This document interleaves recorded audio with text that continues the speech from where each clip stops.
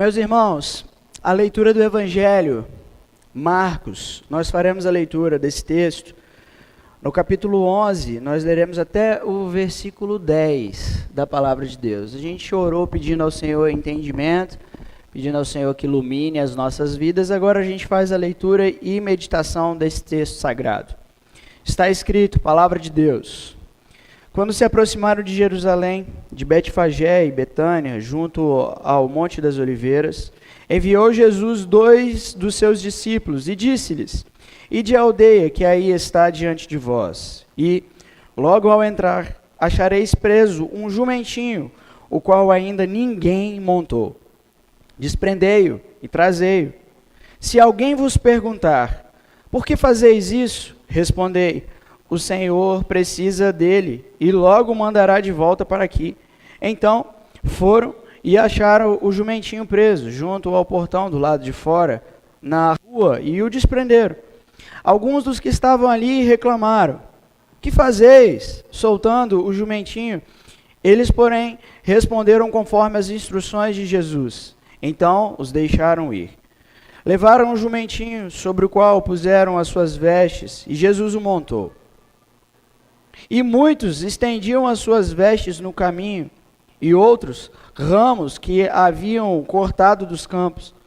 Tanto os que iam adiante dele, como os que vinham depois, clamavam: Hosana! Bendito o que vem em nome do Senhor! Bendito o Rei que vem, o reino de Davi, nosso Pai! Hosana nas maiores alturas! Até aqui a nossa leitura do texto sagrado. Meus irmãos, essa passagem, esse texto que a gente acaba de fazer a leitura, ele tem como título a entrada triunfal de Jesus. A chegada de um rei em Jerusalém.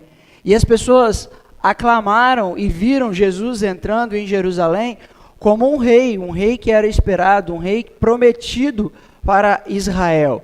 E é assim que a gente olha para o texto e encontra o Senhor Jesus entrando no templo de maneira humilde e sendo aclamado.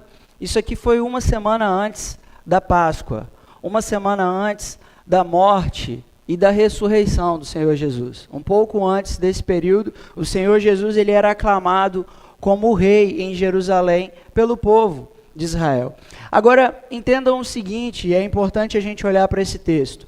Jesus, quando ele inaugura o seu ministério, lá no Evangelho de Marcos, a gente vai ver no capítulo 3 o Senhor Jesus anunciando que o reino de Deus está próximo, que o reino de Deus é chegado. E aí, o que para a gente, às vezes, se torna confuso de entender? Nós que vivemos num país democrático, onde nós temos um presidente, deputados, senadores, muitos políticos para poder reger e governar a nossa nação. A diferença é que um rei, ele governava sozinho. O rei, ele era o soberano, um governo monocrático, onde uma pessoa só dava toda a direção para a sua nação. Israel vivia nesse contexto, onde apenas um deveria reinar. Por isso Jesus fala de reino, onde um governa sobre o povo. E o que significa para a igreja hoje? Qual é o entendimento que a gente tem acerca do reino de Deus? O que significa a chegada do reino de Deus para nós hoje? É que o governo de Deus sobre a terra, sobre o povo, sobre as nações, está se retornando, está voltando. Um governo apenas, o governo de Deus sobre todas as coisas. Tendo em vista que Deus, Criador dos céus e da terra, quando no princípio de todas as coisas, quando ele cria o mundo, e a gente tem no capítulo 3 a queda, a gente vê o homem agindo como se não tivesse um governo, como se não tivesse alguém que regesse a sua vida, regesse a sua história, governasse as suas decisões, alguém que a humanidade pudesse se submeter. Então, o que Deus faz é restaurar esse reino, trazer de volta o seu reino, onde ele governa sobre o seu povo, governa sobre os seus afetos, governa sobre as suas decisões, governa sobre tudo aquilo que a pessoa faz ou deixa de fazer. O reino de Deus está próximo. E Jesus aqui no texto é aclamado como rei, aquele que reina. O reino de Deus está sendo inaugurado. Agora, uma coisa que é importante a gente pensar, tendo em vista essa diferença de governos todas e o mundo que a gente vive, é que o nosso reino, meus irmãos, não é deste mundo. O nosso reino não é deste mundo. E é sobre isso que eu gostaria de falar nessa manhã com vocês. O tema da mensagem que a gente tem para hoje é que o reino de Deus, ele não é deste mundo. O nosso reino não é deste mundo. Em primeiro lugar, por que o nosso reino não é deste mundo? Porque ele tem um Senhor apenas.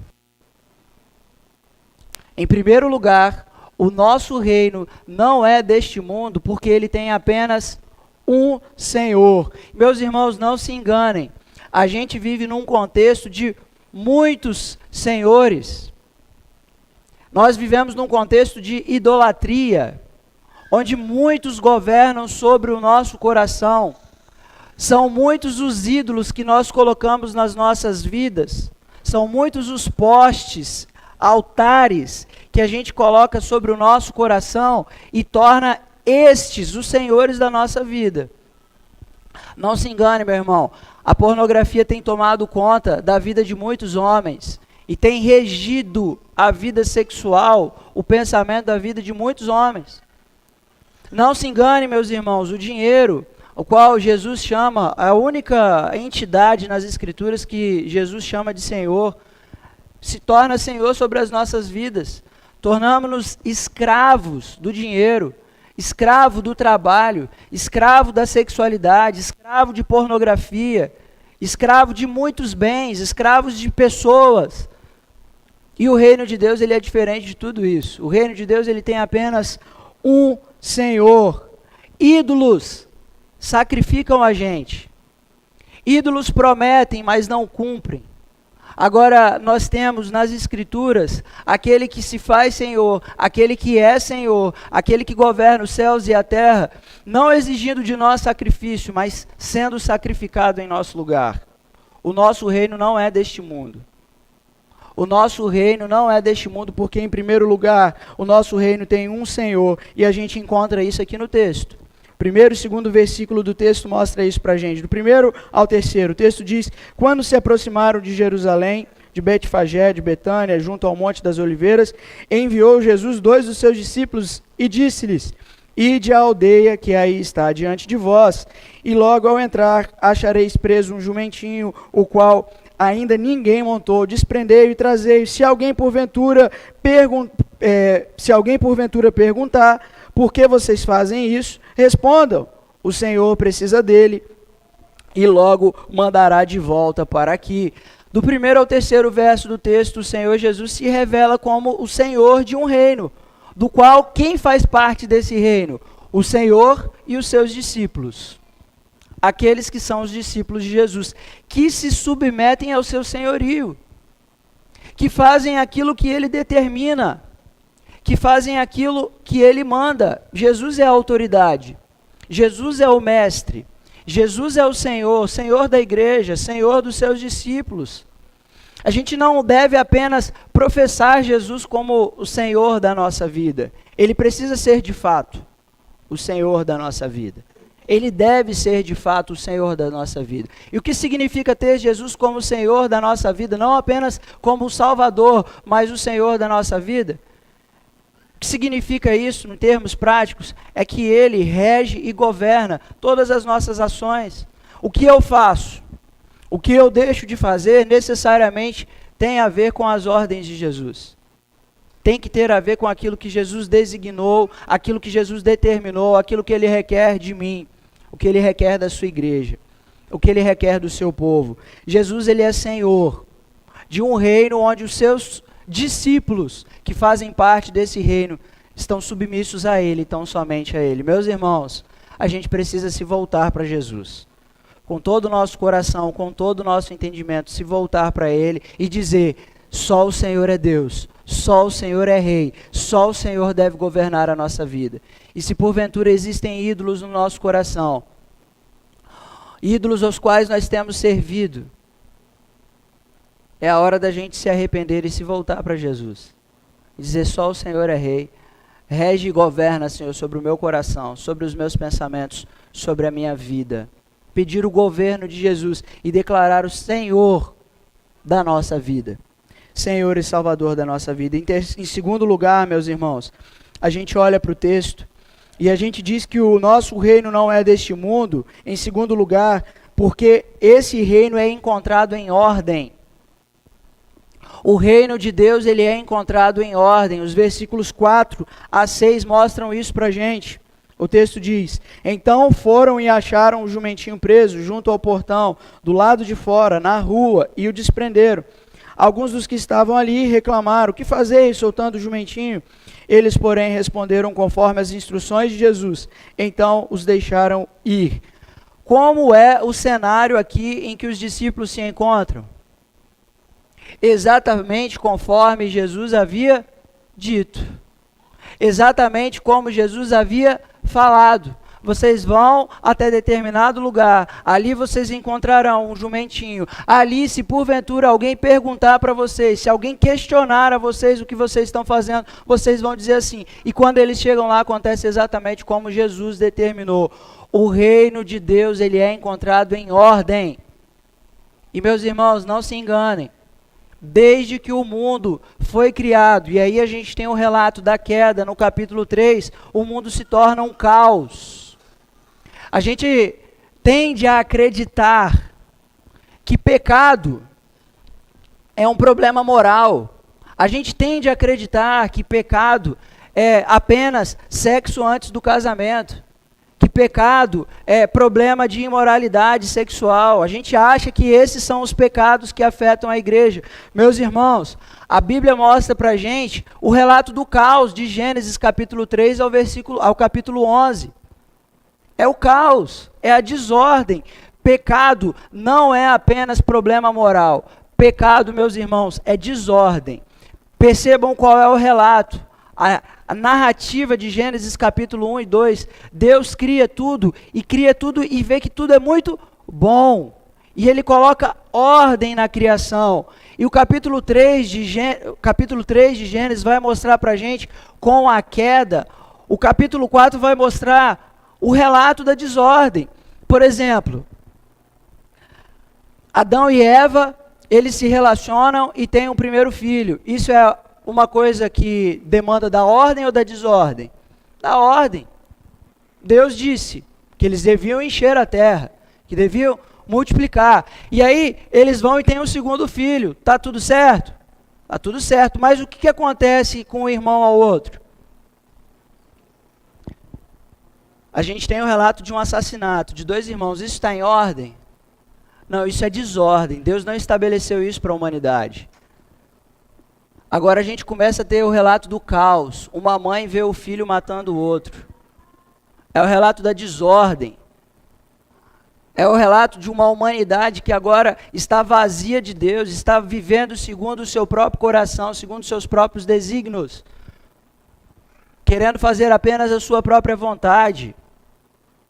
Agora o reino de Deus, ele não é assim.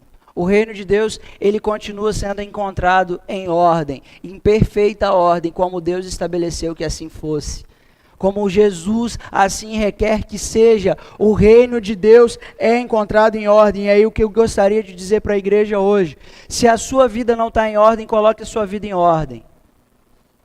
Coloque a sua casa em ordem. Ajeite as coisas dentro da sua casa. Se o seu casamento não está em ordem, coloque o seu casamento em ordem. Homens, a responsabilidade de vocês dentro do casamento, de cuidar da esposa, de cuidar de toda a criação, de cuidar da casa, de cuidar da vida da família. Coloque a sua casa em ordem. A prioridade da sua casa não é o seu emprego, não é trazer dinheiro, trazer mantimento para dentro de casa. A prioridade da sua vida é cuidar da sua família. Quem provê para a sua casa não é o homem, é Deus. O provedor da minha casa não sou eu. O provedor da minha casa é Deus. O provedor da sua casa é Jesus. E a gente precisa ter essa confiança e tê-lo como Senhor e fazer aquilo que Ele designou para as nossas vidas. Coloque a sua casa em ordem.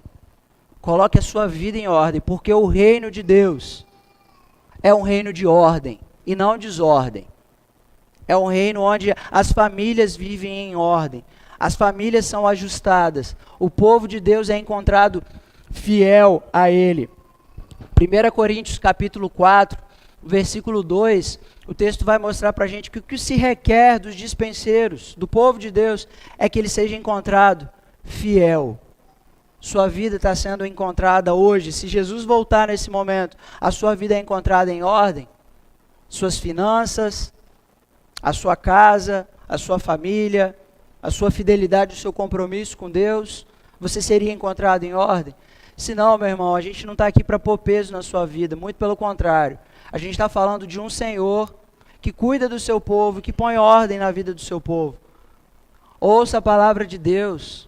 Busque a partir do Espírito Santo de Deus e a partir da palavra de Deus, sabedoria para colocar ordem na sua vida, e Deus dá graça. Deus é bom, meus irmãos. É bom para poder transformar a nossa vida, transformar a nossa realidade e tornar a nossa vida, que muitas vezes é um caos, em ordem. Em ordem. E é bom viver em ordem, meus irmãos.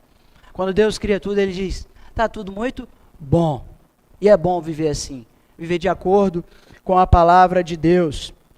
Em terceiro lugar, o texto vai mostrar para a gente, e a gente vai dizer que o nosso reino não é deste mundo, porque as promessas de Deus se cumprem. No reino de Deus as promessas se cumprem. A gente vive num contexto, a gente vive num mundo onde a gente olha, por exemplo, para a nossa política. E o que a gente tem dos nossos políticos como jargão? Só promessa. Promete, mas nunca cumpre. Quantos são os relacionamentos em que o marido promete mudar, ou a esposa promete mudar, e não ocorre nenhum tipo de mudança? Não é assim? A gente não já ouviu promessas que não foram cumpridas? Ou então nós mesmos já fizemos promessas de que tais e tais coisas seriam mudadas a partir de agora? Quem aqui já prometeu começar uma dieta na segunda-feira e não cumpriu? A gente faz promessas e não cumpre. Agora o reino de Deus, ele é diferente. No reino de Deus as promessas se cumprem. Olha o que está escrito em Zacarias, promessa do Senhor, no capítulo 9, versículo 9. Aqui o profeta prediz o que aconteceria. Olha o que está escrito em Zacarias capítulo 9, versículo 9 da palavra de Deus. A igreja pode fazer essa leitura para mim, por gentileza?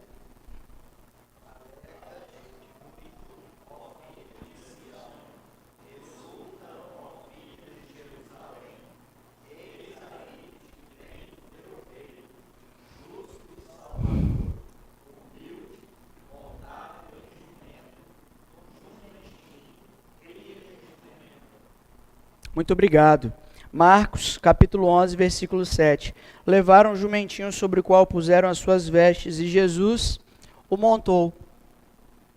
A gente olha para um versículo como esse, tão curtinho, e a partir desse versículo a gente vê que o reino de Deus é um reino onde as promessas de Deus se cumprem.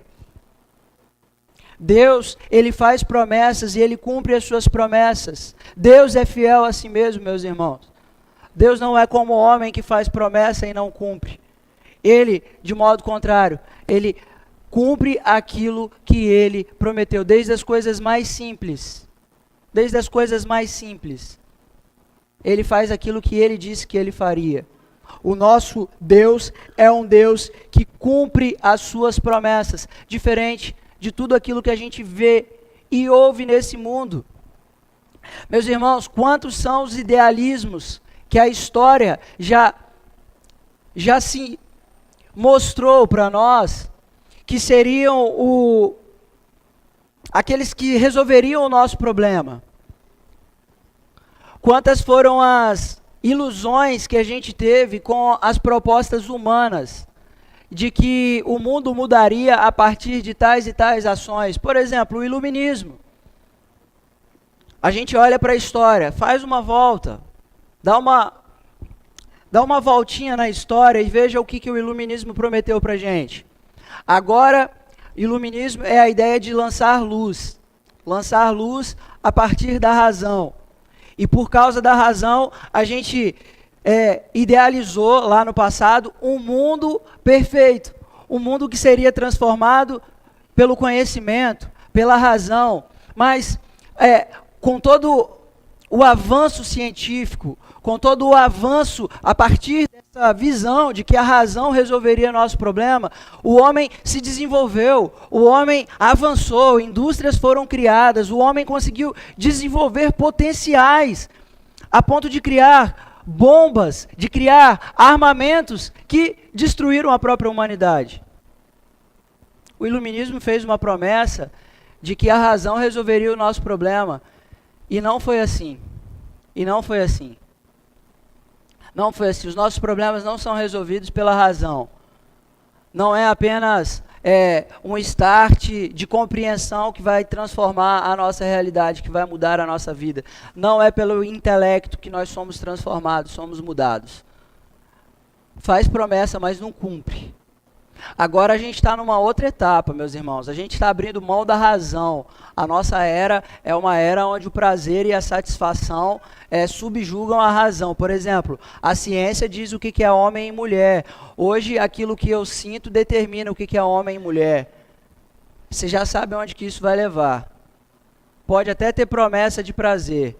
Pode até ter promessa de que vai resolver o problema da humanidade, mas vocês verão a desgraça e o caos sendo manifestos a partir de tudo isso que a gente está vendo agora na pós-modernidade.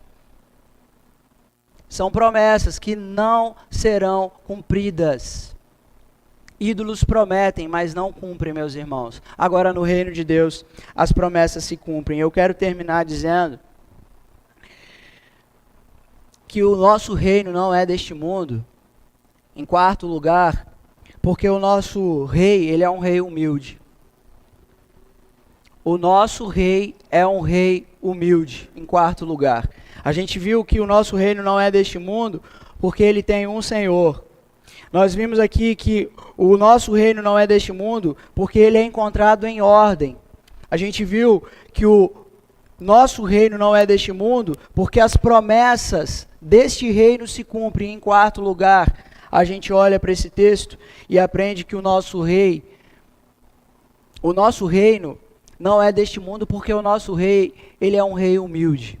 O texto mostra isso para a gente nos versículos seguintes, do 8 a 10, o texto diz: E muitos estendiam as suas vestes no caminho, e outros ramos que haviam cortado dos campos. Tanto os que iam adiante, como os que vinham depois, clamavam: Hosana, bendito o que vem em nome do Senhor. Bendito o reino que vem, o reino de Davi, nosso pai. Hosana nas maiores alturas. O nosso rei é um rei humilde.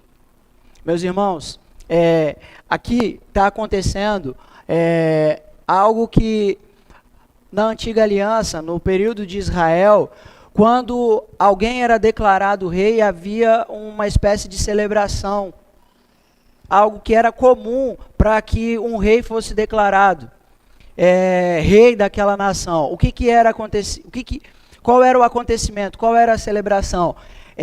Essa pessoa que era declarada rei, ela era colocada sobre um animal, sobre um cavalo, normalmente um cavalo muito bonito, um animal imponente. Então, essa pessoa ele era trazido no meio da população e as pessoas iam colocando ramos, as suas vestes e dizendo: fulano é rei. A gente olha para o primeiro livro de Reis e a gente encontra isso. Jeú sendo declarado rei, Salomão sendo declarado rei. E esse era um procedimento que era comum em Israel. Quando alguém era declarado rei em Israel, esse era um procedimento. A gente colocava a pessoa em cima do animal e essa pessoa então entrava e as pessoas diziam: Hosana, Hosana, o nosso rei, o reino de Davi. Isso era comum e as pessoas estavam fazendo isso. O que acontece é que esse rei ele não chega num animal imponente, ele vem num jumentinho, montado num jumentinho. E as pessoas gritavam e diziam: Hosana, Hosana, o filho de Davi, o nosso rei. Meus irmãos, diferente de um rei que demonstra poder, diferente de um rei que demonstra força, diferente de um rei que demonstra glória, Jesus, ele é aquele que, pouco tempo depois disso daqui, estava sendo interrogado pelos guardas. Estava sendo amarrado preso, esbofeteado, tomando soco, joelhada, chute, pancada, todo tipo de humilhação, e ele não abria sua boca. Ele era levado de um lado para o outro para ser interrogado pelos sacerdotes, amarrado, humilhado, passando pelo meio de todas aquelas pessoas que o viram chegar e, montado num jumentinho, gritaram: ele é o nosso rei. Aí o nosso rei, aquele que veio para mudar a história de Israel, aquele que veio para mudar, agora o governo não será mais centralizado em Roma, o governo agora será centralizado em Israel. É Israel que há de subjugar todas as nações. Eles viram em Jesus esse potencial, mas agora eles estão vendo Jesus sendo humilhado, Jesus tomando pancada para tudo quanto é lado, ouvindo todo tipo de insulto e não abrindo a sua boca. Eles viram Jesus diante de Pôncio Pilatos, e diante de Pôncio Pilatos eles disseram: crucifica-o, ele não serve para mim. Não serve para mim. Esse rei, que passa por todo tipo de humilhação, que passa por todo tipo de dor, não serve para mim um rei como esse. Meus irmãos, quantos de nós não fazemos a mesma declaração? Quando nós não vimos algum tipo de força, ou poder, ou manifestação de glória de Deus dentro da igreja, quando nós ajoelhamos, dobramos os nossos joelhos e clamamos a Deus: Deus, salva essa pessoa, ou Deus, livra essa pessoa da morte, e a gente vê a pessoa morrer, a gente vê casamentos sendo arruinados, pessoas passando por dificuldades, e a gente olha e parece que o nosso rei não tem poder, parece que o nosso rei não tem força. E aí, pouco a pouco, a gente vai dizendo: crucifica-o. A gente não quer um rei assim. E aí a gente começa a trazer para o nosso coração outros que prometem cumprir, prometem satisfazer a nossa vontade, prometem ajudar-nos. Meus irmãos, não se enganem. Aquele que veio montado no jumentinho, que foi crucificado, a morte não pôde contê-lo, ele é poderoso. É ele que venceu a morte. Ele ressuscitou ao terceiro dia, subiu aos céus e está sentado no trono de glória e de majestade. Mas ele é um Deus que se revestiu de humildade. A gente vive num mundo onde o nosso coração se enche de orgulho para tudo quanto é tipo de coisa. A gente se torna facilmente um povo orgulhoso. Um povo que acha que consegue as coisas pela sua própria força. Que acha ou entende que é pelo exercício da força que a gente vai conquistar. Mas a gente olha para um Deus que, sem fazer força, sem abrir a boca, conquistou o universo. Esse é o nosso rei, humilde, revestido de glória e de majestade. E aí, meus irmãos, não se enganem. É da mesma maneira que nós devemos nos portar nesse reino. A carta de Paulo aos Filipenses, capítulo 2, vai dizer que a gente deve ser humilde como ele foi humilde. Que mesmo sendo rei, não fez igual. Não fez questão. Mas que se portou com humildade e que morreu a nossa morte. É ele, o nosso rei, humilde, revestido de humildade. A igreja não tem outra posição senão com o rosto em terra. A igreja não tem outra posição senão dobrada, de joelhos e com o rosto no pó.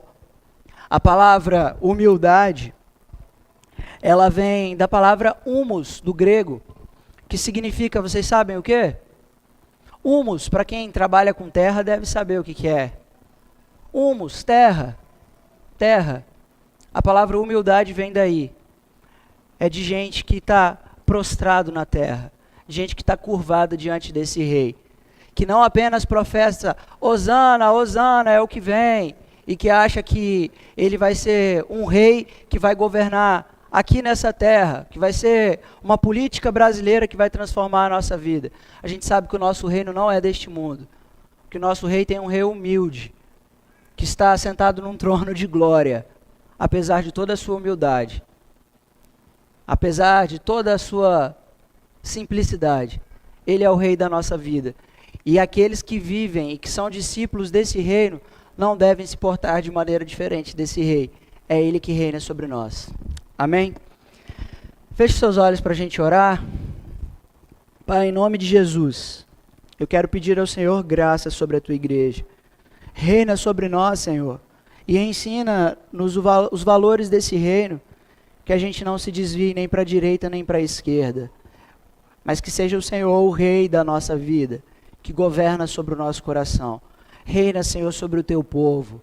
Enche-nos do teu Espírito, faze-nos submissos à tua palavra e alegra-nos, Deus, com as tuas promessas. Promessas que se cumprem ou aquelas, meu Deus, que ainda estão por vir. Enche-nos de esperança por meio delas. Que a gente não se porte como incrédulos diante da tua palavra, incrédulos diante da tua promessa. Antes, Deus, seja a tua promessa que alimente a nossa esperança.